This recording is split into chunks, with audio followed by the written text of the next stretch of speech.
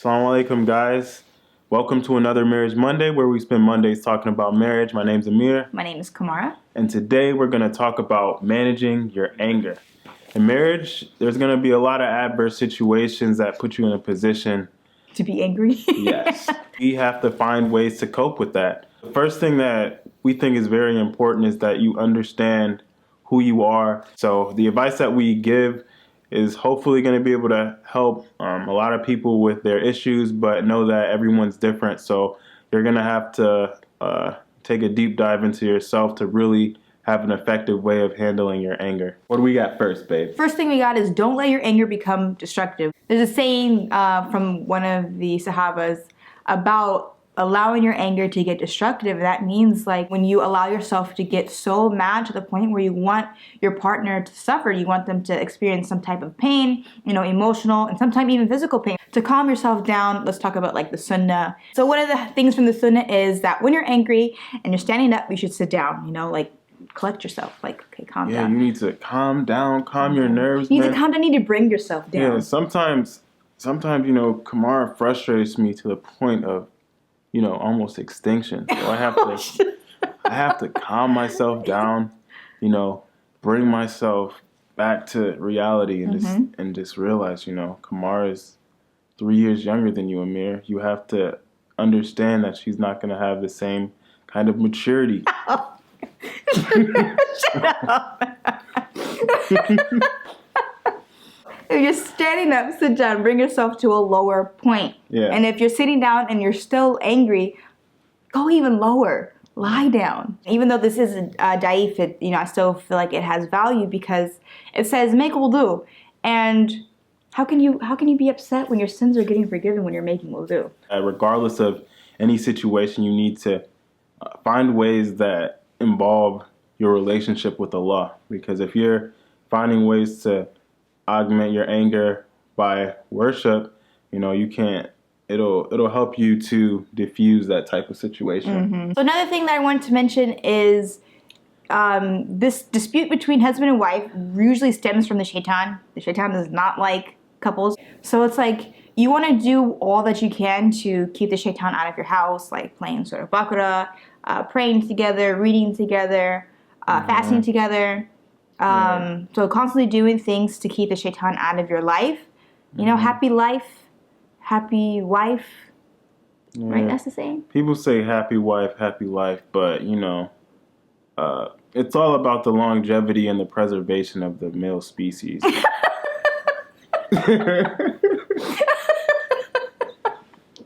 No. I don't think you're misogynist. I just feel like, I have to be like pro-male. Like I feel like I gotta be like pro-male because you're so pro-female. So I feel like when I'm talking, regardless of the situation, all the girls are gonna take your side. So as long as I'm making great points, it's like whatever. Okay, hold on. But pro-woman is not anti-man. It's not, but sometimes you take digs at guys and stuff like that, and I'm just like, hold up, like. Your male privilege is showing right now. I just want you to know. Yes, privilege. It is. My what do they call that? My genius is showing. No, your male privilege. My genius. You're unaware of the type of attacks that women receive on a daily basis from men. The constant attack. Okay. I mean, I'm aware of the constant attack that women receive, but I'm also. People don't realize the constant attacks that males receive as well. Oh my God, babe! We need to stop this video before something bad happens. Is there a spider or something? No, this is me. Do you see the spider? What spider? I'm sorry for hitting you. You see? That's physical abuse, man. I'm sorry, babe. And this is how you see this? I'm sorry. Oh, think before you speak. Oh, yeah. Think before you speak. You gotta think before you speak, man. There's been many of occasions where I'm talking to my wife and I'm on the verge of saying something, and then I'm like, Amir, she's not ready for that type of knowledge. Like what? There's certain types of things that Kamara is not ready for. Like she's not someone that you give the hard truth to. She's a very optimistic person, so you have to look at her optimistic views and give her unrealistic situations. And it's not just about the words you say, but also the tone of voice you use. Like me, for example, I'm very sensitive to the slightest tone change. Like if Amir changes his tone, even in the slightest, that's like when he told me if I'm putting pepper in the sloppy joes, like that. Oh yeah. That tone switch. Man, you killed the sloppy joes. It wasn't nasty. Man, it wasn't nasty. But when I heard that you put pepper, I was like, okay. If I didn't even tell you that if you didn't even hear the darn freaking thing, you would. Babe, I would have known. You would not have known. I would have known something was different. Something was different because I didn't put the same amount of stuff. Hey, it's all right, babe. Anyway, you did a good job. Thank you. We ate it. Thank you. It was good. It was edible. Another thing that I try and do when I'm in a situation where I'm upset or angry is that I take myself away from the situation. I found out in college that I had a difficult time of handling anger. Right, I don't get angry often, so when I do, I get pretty upset. So what I try and do is I take myself away from the situation. I try and find activities that help me to remove like some of the stress. So for me, I like to go on runs or work out, active things to, just release some of the stress. So then when I do get upset, I'm not extremely upset. Yeah, I don't think you've actually. I mean, you've never really been extremely upset. I've never been upset because there's nothing for me right now. Alhamdulillah, Allah's blessed me in my life, and there's not much for me to be upset about. Oh, alhamdulillah. Alhamdulillah. I think the only time I've actually seen you really irritated with me is when we were in Lake Tahoe. What'd you do? When you got me up on that blue hill. Oh man. Oh yeah, that was bad. Man. She walked down that. This is a thing for another time. We could do our story part 5. The moment.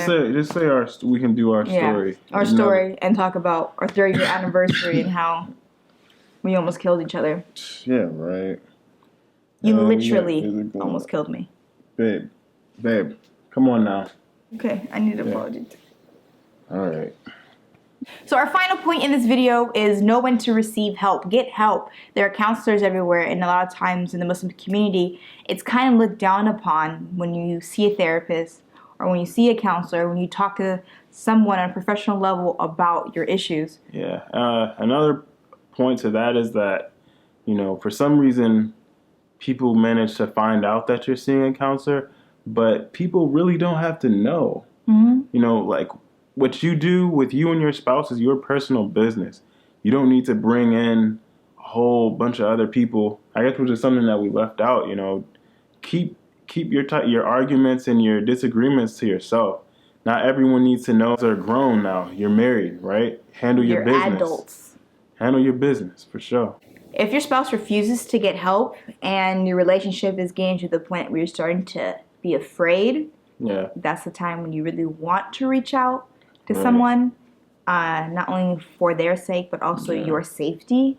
And then also physical abuse in marriage is a real thing. So if you're going through that or you come across a time when that does happen to you, you should really, think about that type of what's going on, because, someone who can, be physical with you on that type of level, they can, it's a reality that they can, take your life. Take your life, exactly. And may Allah make it easy for all of us to control our anger and refrain from acting in our anger, angered state. And may Allah make it easy for all of us. Ameen. Till the next video. Boom. Ooh. That's why I hold your arm. Stop. No one needs to see your arms. All right, let's go.